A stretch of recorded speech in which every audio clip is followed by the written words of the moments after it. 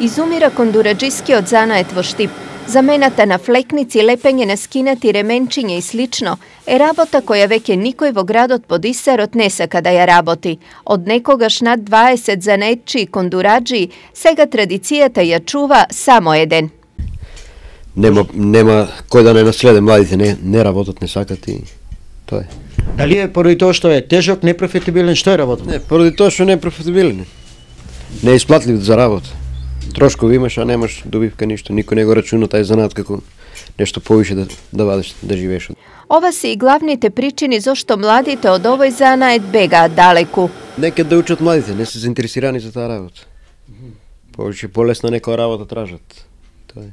А што би им апелирале? Па да учат некој занат, да нешто работат, да не одат по странство, да се тука. Мала е надежта дека денешниот заштитник на занаетчиите, особено на чевларите Свети Спиридон Чудотворец, ќе има кој да го слави како некогаш.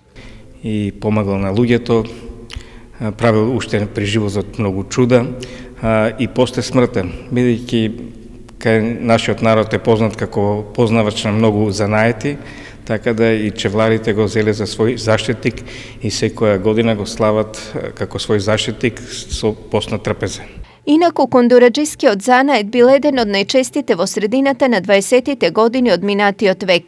Во Штип имало десетина занаетчиски дуќани и над 80 мајстори, калфи и чираци. На тогашните прослави на Свети Спиридон чевларите биле најбројни меѓу сите занаетчии.